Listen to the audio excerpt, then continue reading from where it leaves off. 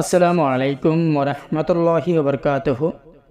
BD powerful আমালিয়াত channel থেকে সবাইকে সালাম জানাই। আলহামদুলিল্লাহ, সবাই ভালো আছেন ইনশাআল্লাহ।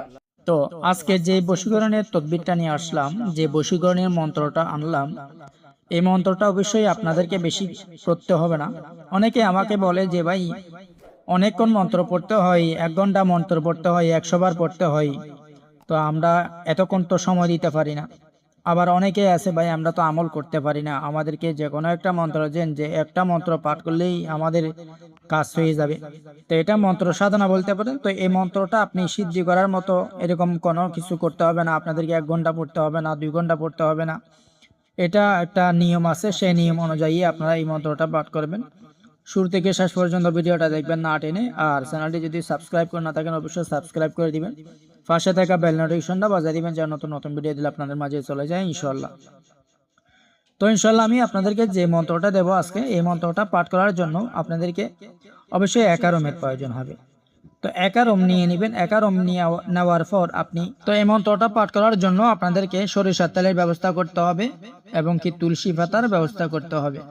তো তুলসী পাতা এবং সরিষার তেল নিয়ে আপনি একারমে চলে যাবেন। একারমে গিয়ে আপনি সুন্দর করে একটা পরিষ্কার জায়গাতে বসবেন, 3টা আগরবাতির জ্বালা দিবেন। এরপর আপনার গায়ে সুগন্ধি লাগাবেন। এখন আপনি ওইখানে বসেই আমি যে মন্ত্রটা দেব সে মন্ত্রটা পাঠ করবেন। কিভাবে?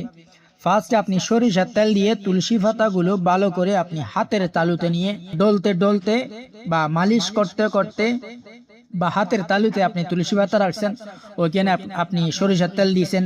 তো এগুলা আপনি ডলতে ডলতে, অর্থাৎ ডলানো অবস্থায়, হাতের উপর ডলানো অবস্থায় আপনাকে একটা মন্ত্র পাঠ করতে হবে।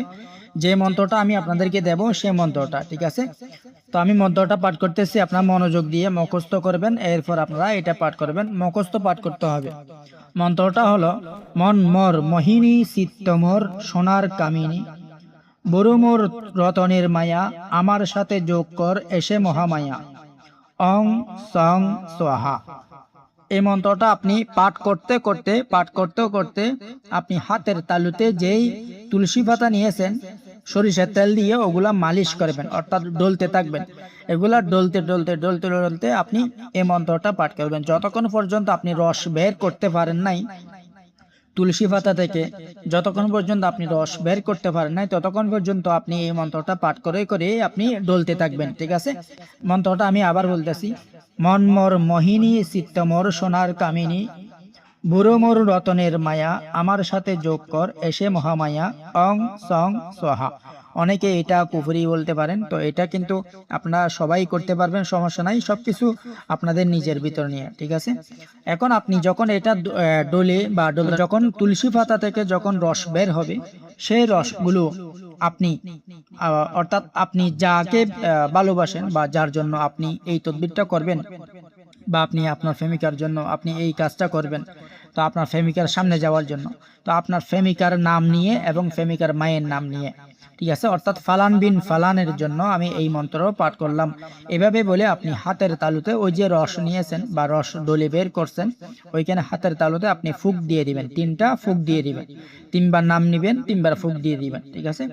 ফুক দেওয়ার পর আপনি সেই রসগুলো চোখের কাজলে, দুই পাশে দুই চোখের কাজলে আপনারা মালিশ করে দিবেন ইনশাল্লাহ। মালিশ করার পর আপনি যার জন্য আপনি এই তদবিরটা করছেন বা আপনার ভালোবাসার মানুষের জন্য এই তদবিরটা করছেন, তখন আপনি ইনশাল্লাহ ভালোবাসার মানুষের সামনে যান। আল্লাহ তাআলার রহমতে সেই মানুষ আপনার বা সেই মেয়ে বা সেই মহিলা আপনার জন্য পাগল হবে অবশ্যই ইনশাল্লাহ। এই তদবিরটা করতে পারেন। অনেকেই মন্ত্রের মধ্যে কাজ করতে চাই, তো আমি তাদেরকে বলবো আপনারা এই কাজটা করতে পারেন।